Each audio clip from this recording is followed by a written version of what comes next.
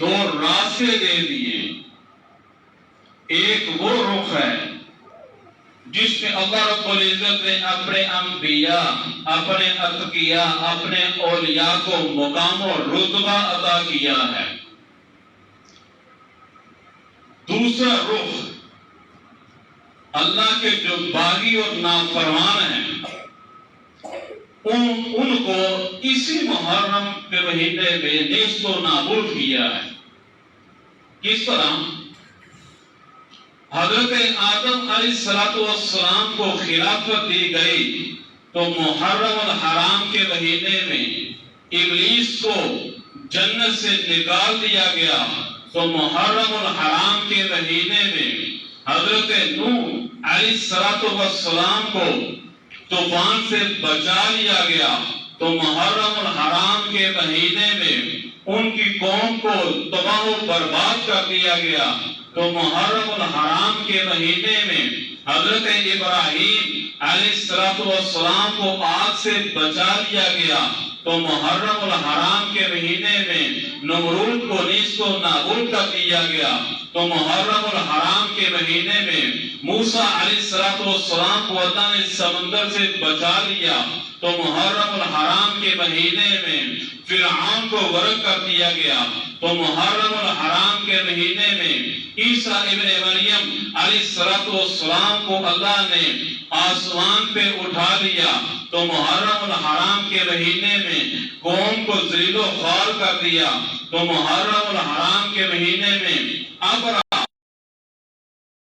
کر لیا تو محرم الحرام کے مہینے میں ابرا کو نیست و نابود کر دیا تو محرم الحرام کے مہینے میں حضرت عمر فاروق رضی اللہ عنہ شہادت دی گئی تو محرم الحرام کے مہینے میں ابو لولو فیروز مجوسی کو نیست و نابود کر دیا تو محرم الحرام کے مہینے میں حضرت حسین ابن علی رضی اللہ تعالی عنہ ان کو اللہ رب العزت نے شہادت سے نوازا تو محرم الحرام کے مہینے میں اور ان کے مد مقابل جتنے یزیدی تھے ان کو اللہ نے قیامت تک کے لیے ذلیل کر دیا تو محرم الحرام کے مہینے میں. تو جب سے محرم کا مہینہ شروع ہوا ہے اللہ نے اپنے انبیاء اولیاء اتقیاء کو مقام اور رتبہ دیا ہے اور جو اللہ رب العزت کے باغی نافرمان ہیں ان کو نیست و نابود کیا ہے. ایک اور بات اللہ رب العزت نے حضرت حسین ابن علی رضی اللہ عنہما کو شہادت کا دن دیا ہے عاشورہ 10 محرم الحرام. ایسے نہیں ہو گیا کہ ان کو اللہ رب العزت نے 10 محرم الحرام کو شہادت دے دی، نہیں بلکہ تاریخ کو پڑھے 10 محرم الحرام کا دن آتا ہے اللہ رب العزت زمین پہ بارش کو پہلی مرتبہ نازل فرماتے ہیں حضرت آدم علیہ السلام کی توبہ قبول ہوتی ہے 10 محرم الحرام کے دن حضرت یعقوب علیہ السلام کو اللہ بینائی عطا کرتے ہیں تو محرم الحرام 10 کو حضرت ایوب علیہ السلام کو اللہ بیماری سے شفا دیتے ہیں تو 10 محرم الحرام کو حضرت سلیمان علیہ السلام کو اللہ پوری کائنات کا نظام دیتے ہیں تو 10 محرم الحرام کو نوح علیہ السلام کو طوفان سے بچا لیا جاتا ہے تو 10 محرم الحرام کو حضرت ابراہیم علیہ السلام کی پیدائش ہوتی ہے تو 10 محرم الحرام کو آگ سے بچا لیے جاتے ہیں تو 10 محرم الحرام کو موسیٰ علیہ السلام فرعون سے بچ نکلتے ہیں تو 10 محرم الحرام کو حضرت عیسیٰ ابن مریم علیہ السلام آسمان پہ اٹھائے جاتے ہیں تو 10 محرم الحرام کو یزید کو اللہ نیست و نابود کر کے شہادت دیتے ہیں حضرت حسین ابن علی رضی اللہ عنہما کو تو 10 محرم الحرام کو. یہ عام دن نہیں ہے، یہ چنا ہوا دن ہے. اس دن کو اللہ رب العزت نے مقام و رتبہ دیا. اسی وجہ سے حضرت حسین ابن علی ان کا بڑا مقام و رتبہ ہے.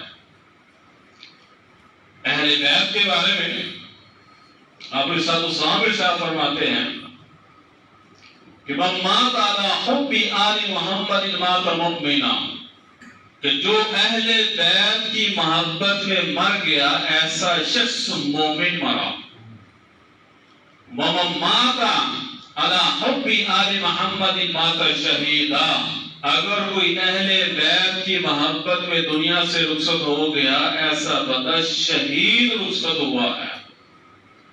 ومن مات علی بغض آل محمد مات کافرا، اور جو آل محمد علیہ السلام سے بغض رکھ کے دنیا سے گیا ایسا بندہ کافر مرا۔ حرمت الجنہ، ایسے شخص کے اوپر اللہ رب العزت نے جنت کو حرام کر دیا ہے۔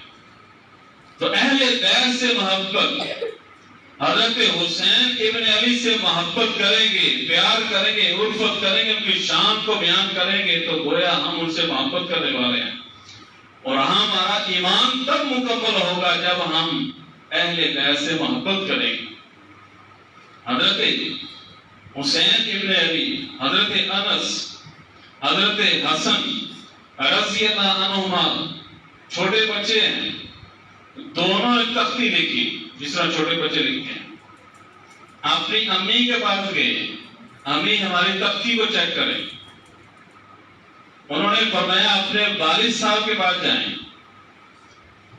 حضرت علی المرتضیٰ رضی اللہ عنہ کے بعد دونوں بیٹے تشریف لاتے ہیں، ہماری تختیاں چیک کریں۔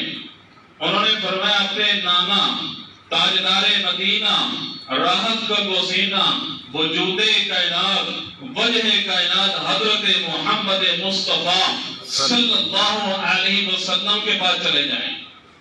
دونوں تختیاں آپ کے ساتھ سامنے پیش ہو جاتی ہیں، آپ دونوں تختیوں کو دیکھتے ہیں، حضرت حسن رضی اللہ عنہ کے چہرے مبارک کو دیکھتے ہیں، حضرت حسین رضی اللہ عنہ ان کے چہرے مبارک کو دیکھتے ہیں۔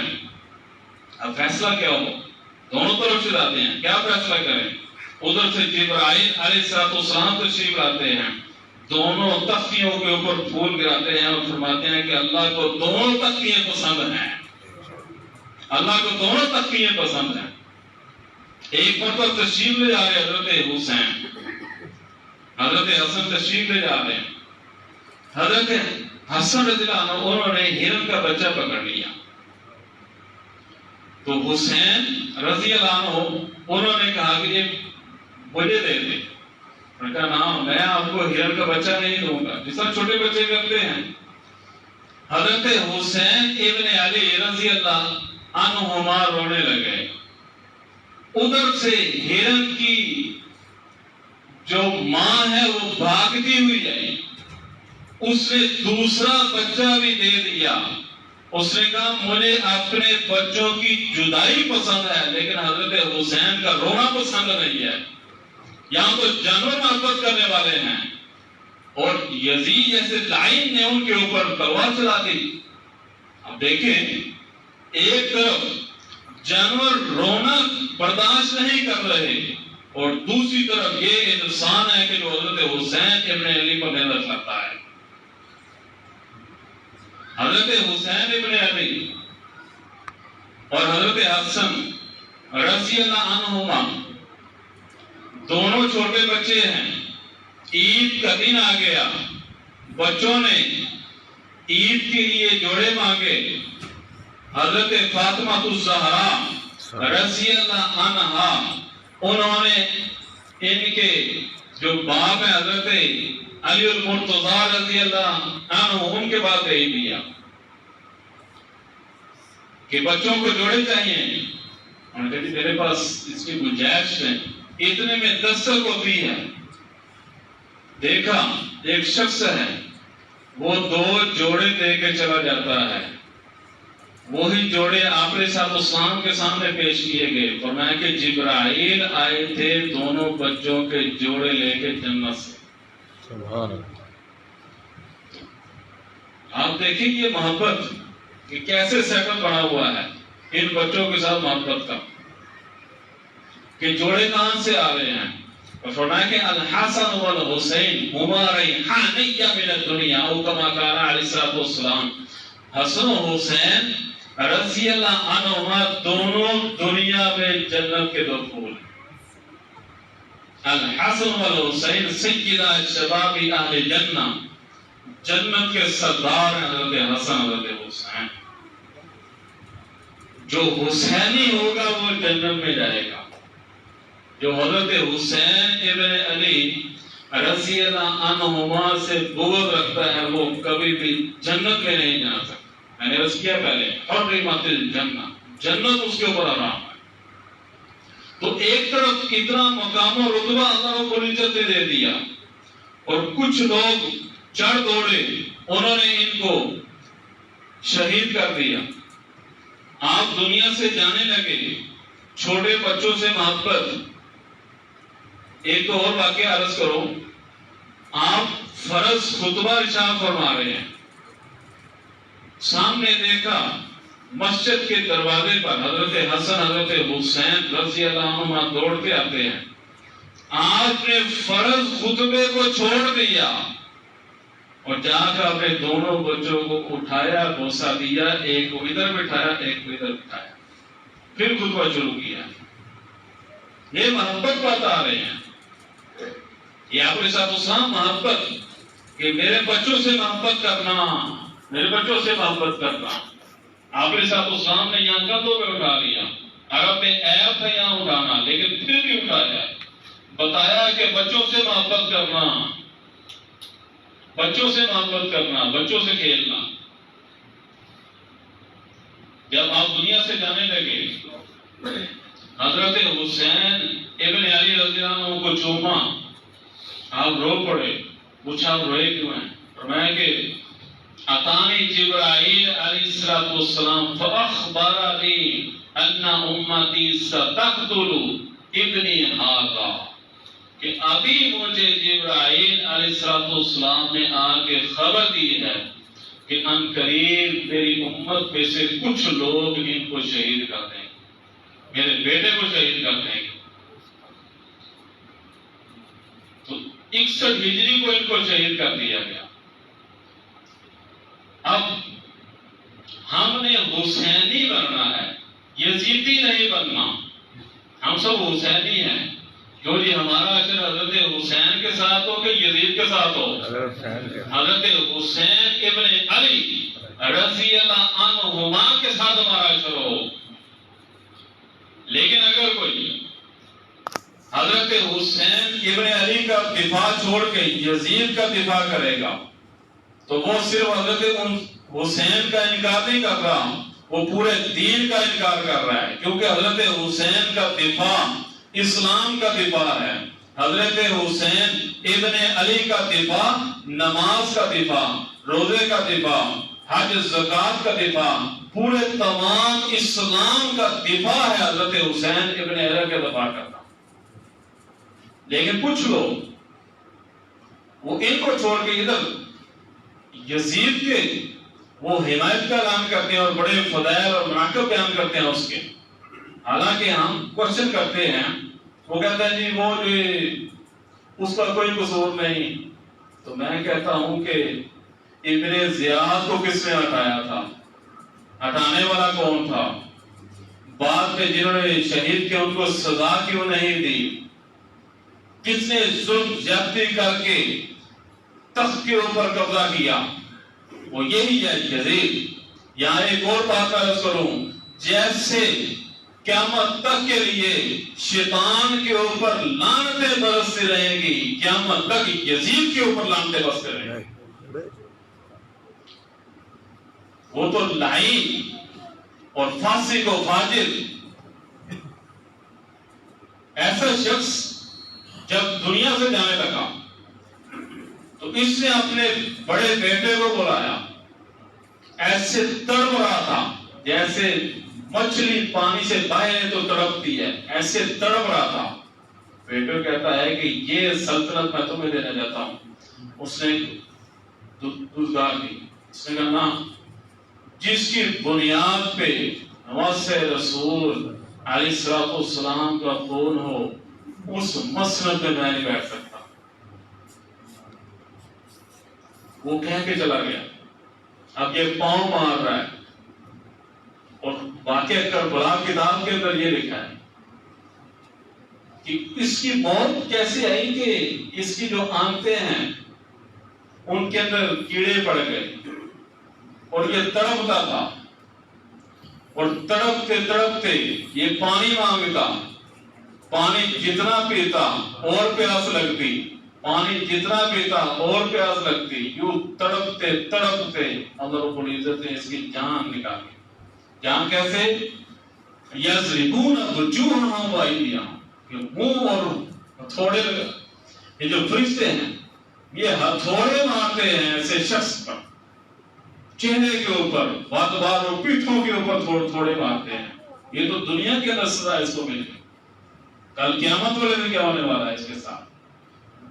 میں نے ایک پوسٹ کی کہ یزید لعین ہے, فاسق ہے, فاجر ہے, ظالم ہے. ایک شخص مجھے ملتا ہے, وہ کہتا ہے جی آپ اہل تشیع کی حمایت کرنا شروع ہو گئے ہیں. حساب لگائیں, یزید کو لعین کہنا ہے اہل تشیع ہونا ہے. ہم حسینی بنے کدھر جا رہے ہیں؟ ہم یزید کی حمایت نہ کریں. کچھ لوگ اتنے فضال بیان کر کے رضی اللہ عنہ لگا رہے ہیں, رحمت اللہ علیہ لگا رہے ہیں کہ یہ اپنے بچوں کو بتائیں کہ یہ ظالم اور فاجر تھا, یہ شرابی تھا. اس سے اپنے بچوں کو بتائیں, ہماری آنے والی نسل کو پتا ہو کہ ہم نے دفاع کس کا کرنا ہے؟ حضرت حسین ابن علی رضی اللہ عنہما کا, کہ جن کا دفاع کریں گے تو قرآن کا دفاع ہوگا. کل قیامت والے دن ہم نے ان کے ساتھ اٹھنا ہے, ان کا دفاع کریں گے. میرا وجدان یہ کہتا ہے کہ آپ رسالت اسلام ہمیں سینے سے لگائیں کہ تم وہ ہو کہ جس نے میرے نواسے کا دفاع کیا ہے, آؤ میرے ہاتھ سے جامع کو سب کیوں جی. ہمارا حشر کس کے ساتھ ہونا چاہیے؟ حضرت حسین ابن علی رضی اللہ عنہما کے ساتھ, نہ کہ لعین اور مردود کے ساتھ. اللہ رب العزت ہم سب کو قرآن و سنت کے مطابق زندگی بسر کرنے کی توفیق عطا فرمائیں اور دوسروں کو بھی اس پہ لانے کی توفیق عطا فرمائیں. وآخر دعوانا الحمدللہ.